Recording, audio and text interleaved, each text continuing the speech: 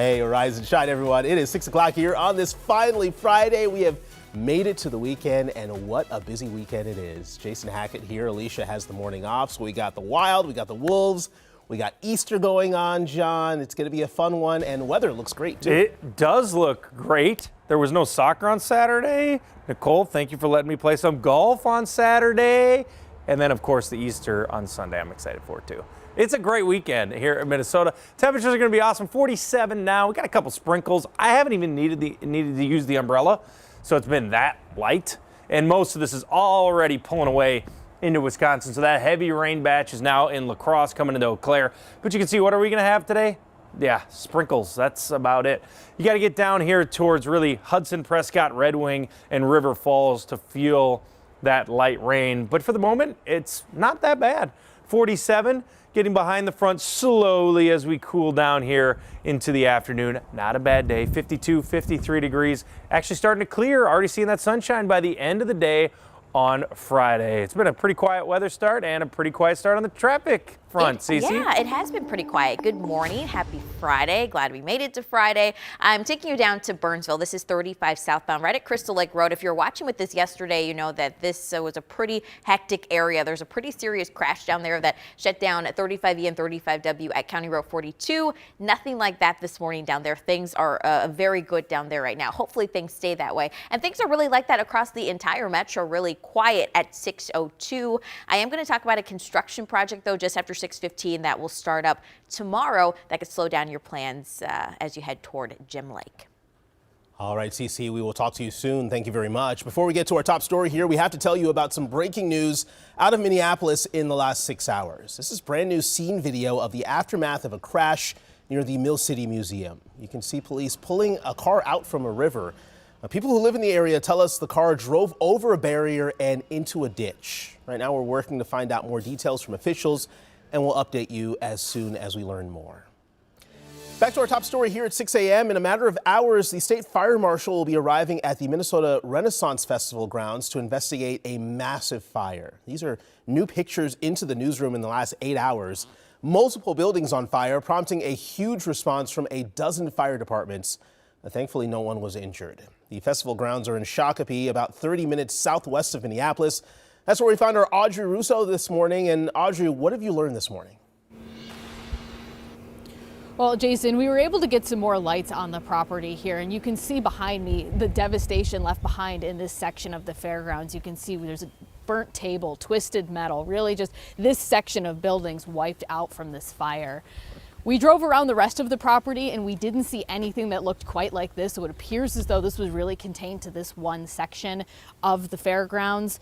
Now the investigation's in the hands of the state fire marshal. With exactly 4 months to go until the opening of the fair, figuring out exactly how this was caused and where to go from here is something that we're going to have to ask festival organizers whether or not they're going to be able to start on time. Now take a look at this video. I want to show you this. This is from Sky 11 last night.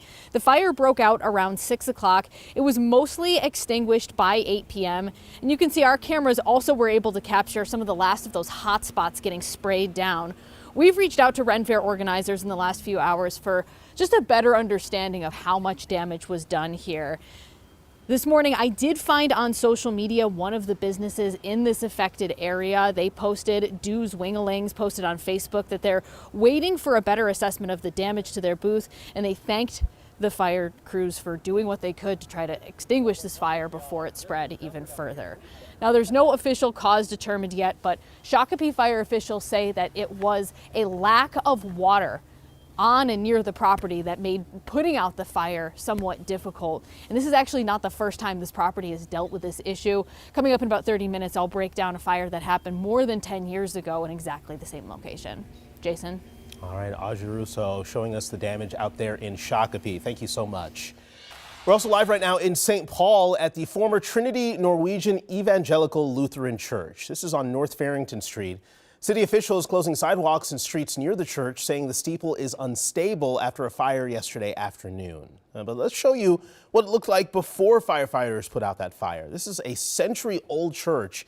You can see in this video flames shooting up the steeple as rain comes down. Fire officials suspect a lightning strike started this fire. We were inside and we heard a huge bang, and Didn't know. We knew lightning hit really close. Maybe 15 minutes later, we see this place surrounded with fire trucks, and we look up, and the steeple of this church building was just in flame. In about 10 minutes, the whole steeple fell over and fell to the side. Officials also telling us the church is no longer used for worship and no one was hurt, but the St. Paul Fire Chief says the Red Cross is helping 2 people who were displaced. Taking a live look now from New York City. Just hours ago, Luigi Mangione was indicted there on 4 federal charges in the killing of United Healthcare CEO Brian Thompson. That indictment coming down ahead of today's deadline for prosecutors to either file one or seek a delay. The indictment includes a federal murder charge, which opens the door for the death penalty. U.S. Attorney General Pam Bondi said the Justice Department will seek that. Mangione also faces state murder charges in New York. The state case is expected to go to trial first. It's not clear right now when he'll be brought to federal court in Manhattan for an arraignment. Time now 6:07. It is a huge weekend for Minnesota sports fans. The Wolves just about 36 hours out from the start of their first round in the NBA playoffs. The team is waking up in Hollywood this morning. The Holly Wolves touching down in California at 7 last night, getting ready to take on the Lakers tomorrow night. So Michelle Beck is joining us now with a preview of what should be a wonderful star-studded series. Oh yeah, Holly Wolves makes sense. First time I heard that today. Well, the Holly Wolves are hours away from returning to the playoffs for the 4th consecutive season. The excitement here translates to the numbers. Some of the best seats here costing thousands for game 1. Right now being resold, this top one here for $11,000, nearly $500. So I took